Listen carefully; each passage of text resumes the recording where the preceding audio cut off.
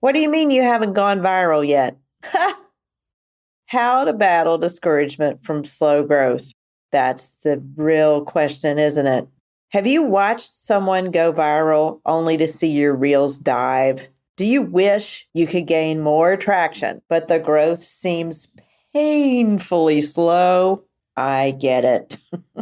It's tough gaining 5 followers and losing 10, 50 and losing 100. But in episode 6 of season 1, way back in the summer of 2020, remember that summer? We did an episode called The Most Effective Way to Build Your Instagram Following. And in that episode, I made a bold statement. Slow growth is good and necessary. Do I still believe that statement now with the rise of reels and seemingly overnight successes?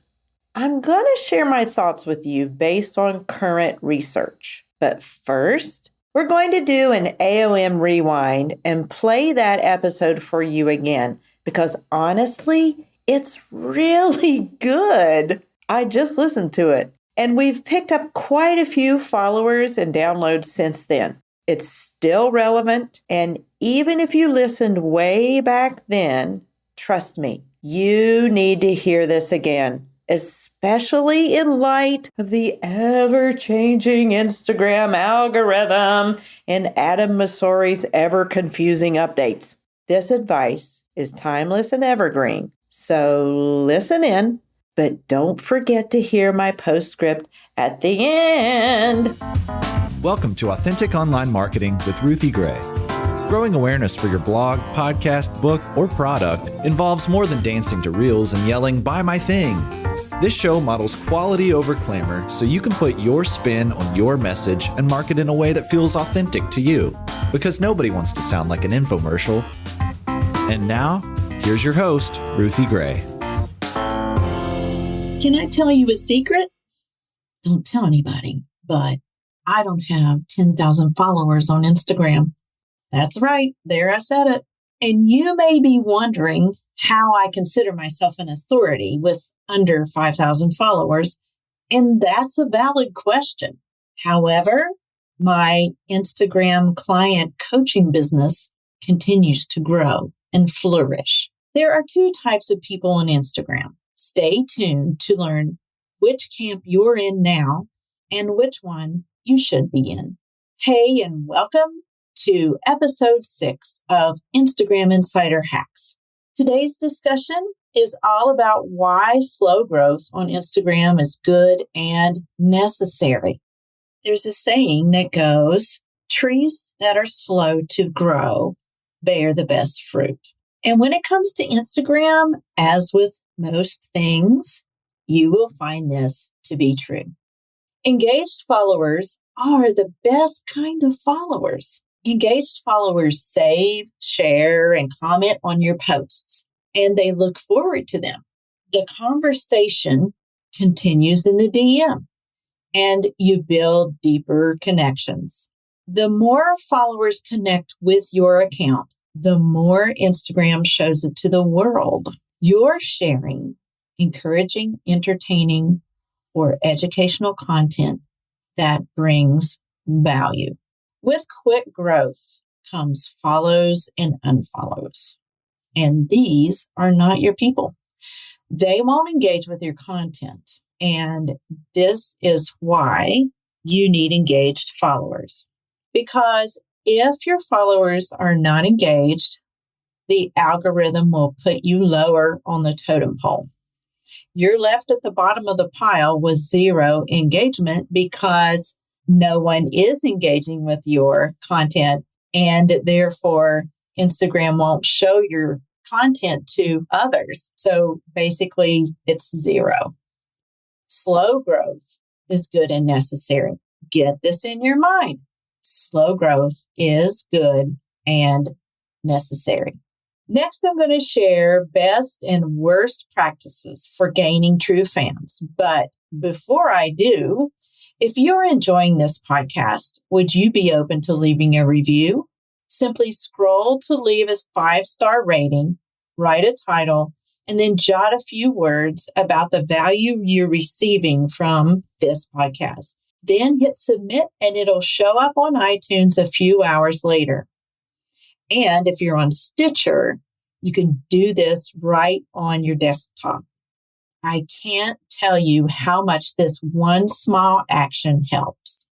And now, best practices for gaining true fans. Number 1, share encouraging, entertaining, or educational content that delivers value. Serve your followers. Remember, it's not about you. It's about them. Number 2, don't post and ghost. That means don't just post and expect for your post to take off without nurturing it, without going and engaging on others' posts. Nobody likes a poster and a ghoster. And number 3, speak to the needs of your avatar, her age, her likes, her dislikes, and her pain points. Here are some worst practices for gaining true fans. Number 1, follow for follow threads with no common ground. You need to choose those whose content you'd be happy to share. This content delivers value for your fans and complements your content. Number 2, worst practice, follow trains. Okay, so likely you've participated in a follow train, and I have too. And for more info on this, check out my IGTV Frozen episode 1 on loops and likes for likes. So here's the good side for these 2 follow for follow threads or follow trains. If they're designed specifically for your niche, say it's young moms who work at home, or it's a group of farmers, something like that, that is in your same niche, you can meet some nice folks to collaborate with, and also potential clients. You'll need to focus on developing relationships first, though.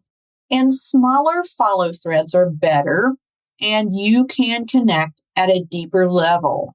I participate every once in a while in a faith group, a faith-based follow group, and I have really developed some majorly good connections there.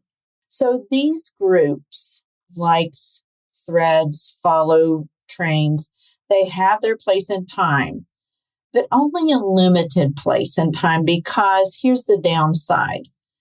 Especially for follow trains. Number 1, they take up a tremendous amount of time.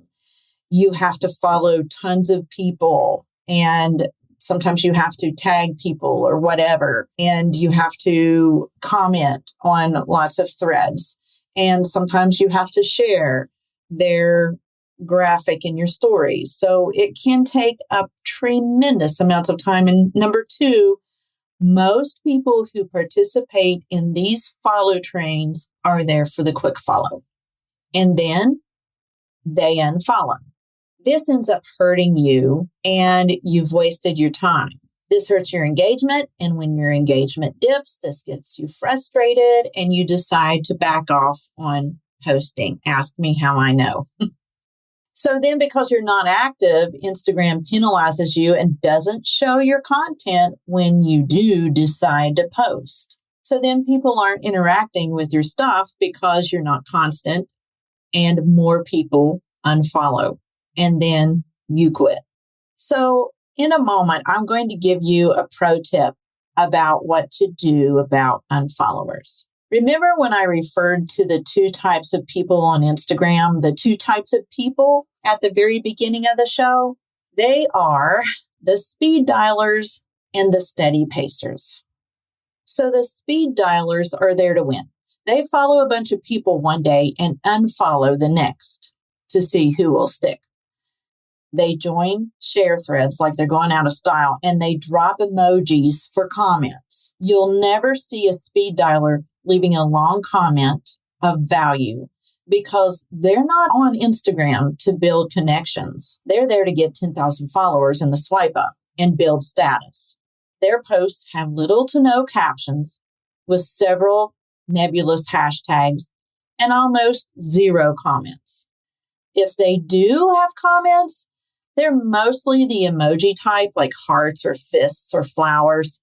Speed dialers are there for themselves and no one else. Do you know a speed dialer? If so, don't be jealous because they are not winning. Steady pacers slow their roll. They take time to leave valid comments, more than 2 words and 5 emojis. They think about what to say and comment that brings value to others, both in comments and in captions for their feed posts. They schedule their posts and create cohesiveness in their feed. They take the time to share themselves in stories and share and tag others. Steady pacers deliberately visit follower accounts to comment and give love. They spend time on the app and they don't dash off to the next social media platform. Steady pacers are dedicated to the Instagram platform and to delivering value for their tribe. Choose authentic growth. Here are 7 ways to grow your tribe authentically and organically. Number 1, nail down your avatar and search for people that fit that description. Number 2, use hashtags specific to your avatar and research hashtag hubs that relate to that. Number 3, when you find these people, follow them and leave genuine comments. Number 4, continue to serve your current audience by engaging on their posts and answering your own comments. Number 5, keep delivering value in the feed and in stories. Number 6, get on video, both live and IGTV. You will reach a different audience and gain followers every time you do video. Number 7, be consistent and post each week. In that pro tip about unfollowers, the ones who follow for follow, you don't always catch this right away. And I don't advocate third-party apps for this because Instagram doesn't love third-party apps. So build this into your schedule. Spend time once per week perusing your followers on Instagram and checking to be sure they're still following you. Let me walk you through this. First, you'll need to go to their account profile and click following and see if your name is there of the people they are following. Then if it isn't, check out their bio to make sure that this person is your ideal avatar. If she's not, go ahead and unfollow if you are following her and she's not following you. But if she is your ideal avatar, you can do one of 2 things. Number 1, continue to follow and nurture her posts for a period of time. Keep a log of this, a spreadsheet, whatever. I advise you to do this because it's hard to find your ideal avatar and you already have her in your lap. Or number 2, you can go ahead and unfollow, especially if you have a weird feeling about this person. In summary, slow growth is good and necessary. Engaged followers mean Instagram will show your account to more potential followers. To build engaged followers, deliver valuable and useful content, comments, and just be social on the app. Get clear on your avatar. And if you need more help on that, let me know in the Instagram DM after listening to this so I can plan another podcast episode around that topic. And don't waste tons of time on follow loops or follow threads. Just be consistent. Benjamin Franklin said, "He that can have patience can have what he will." Remember, it's a marathon, not a sprint. Don't be a speed dialer. Be a steady pacer. Here's the thing about viral, y'all. Often those people are just there for the quick comments. The viral followers, they don't always love everything you do, and most of the time, they aren't engaged. You can have 10, 20, or 50,000 followers who will never buy from you because they don't care unless you are targeting building community. The way to get engaged followers is by doing just that. And that takes time, friend.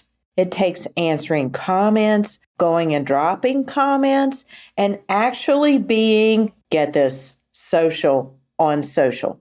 And then hanging out in your stories and connecting with people, building relationships. True confession, I have yet to go viral. Dun, dun, dun. I've had clients and students go viral. I've even had staunch podcast listeners go viral just by using my advice. But I still bring in business. How is that so? Because I take time to connect with people. This is of utmost importance for customer relations, social media, your brand, and for getting followers on your email list. If you're still looking for best ways to get followers, be sure to swing by and snatch up our follower growth kit for 4 best practices in 2022 for gaining traction. And you'll especially want to listen to point number 2 because that will get you sharing consistent, relevant content that your followers will keep coming back for so you can build that community that's so important to marketing online.